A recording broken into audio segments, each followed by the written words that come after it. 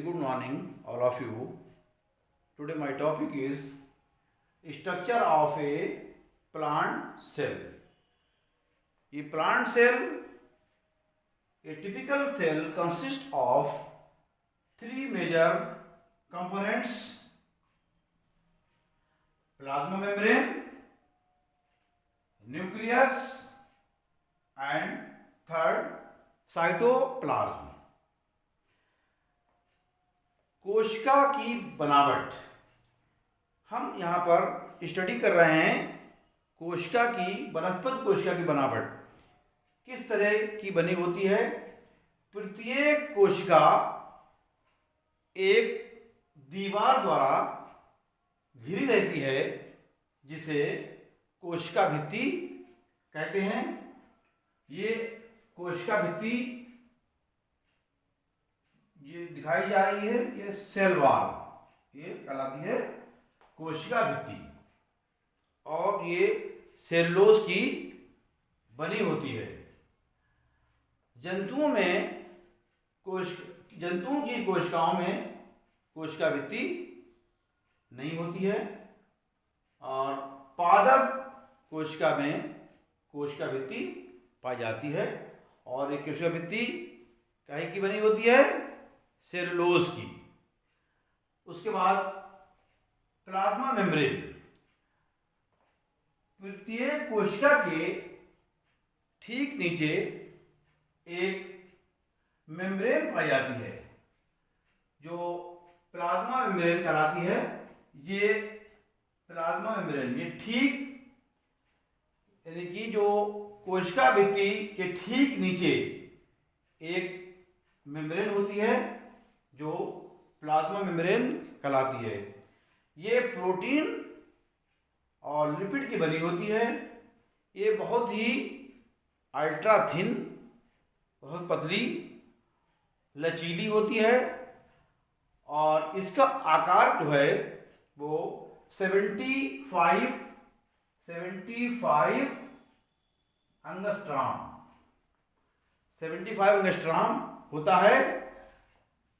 इसके अंदर तीन परतें, यानी इलेक्ट्रॉनिक माइक्रोस्कोप से देखने पर इसके अंदर तीन परतें दिखाई पड़ती हैं।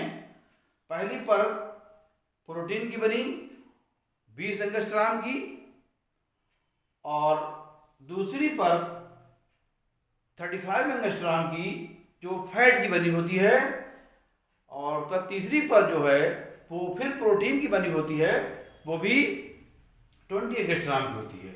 तो 20 एंगस्ट्रॉम यानी कि यहाँ पर 20 एंगस्ट्रॉम, 35 एंगस्ट्रॉम और फिर 20 एंगस्ट्रॉम, ये हो गया 75 एंगस्ट्रॉम। ये है प्लाज्मा मेम्ब्रेन, और ये बहुत ही सिलेक्टिव होती है। प्लाज्मा मेम्ब्रेन, इसको हम सेमी परमेबल मेम्ब्रेन भी कहते हैं। आवश्यक पदार्थों को ये कोशिका के अंदर आने देती है और हानिकारक पदार्थों को बाहर निकाल देती है। तो ये बहुत ही सिलेक्टिव परमेबल मेम्ब्रेन है, और ये मेम्ब्रेन जंतु और वनस्पति कोशिकाओं में दोनों में एक सी ही पाई जाती है। उसके बाद cytoplasm nucleus plus cytoplasm constitute अ प्रोटोप्लाज्म यानी कि केंद्रक और साइटोप्लाज्म मिलकर के ये प्रोटोप्लाज्म बनाते हैं। इसका प्रोटोप्लाज्म नाम एक वैज्ञानिक हुए हैं, उन्होंने इसका नाम दिया था प्रोटोप्लाज्म। सबसे पहले carbon पुरकिंजे। Cytoplasm contains many cell organelles such as mitochondria, endoplasmic reticulum, Golgi bodies, lysosomes, plastids, centrioles, vacuoles। तो ये कोशिका के अंदर जो वैक्यूल जो पाई जाती हैं, रिक्तिकाएं, ये वनस्पति कोशिकाओं में रिक्तिकाएं बहुत बड़ी होती हैं और जंतु कोशिकाओं में ये नहीं पाई जाती हैं, कभी कभी बहुत ही रेयरली मिलती हैं। तो इसके बाद इसमें ये न्यूक्लियस इसके अंदर एक न्यूक्लियोलस होता है, इसके अंदर क्रोमेटिन थ्रेड्स, न्यूक्लियोलस पाए जाते हैं और न्यूक्लियर मेम्ब्रेन, इसकी जो मेम्ब्रेन है उसको कहलाती है न्यूक्लियर मेम्ब्रेन।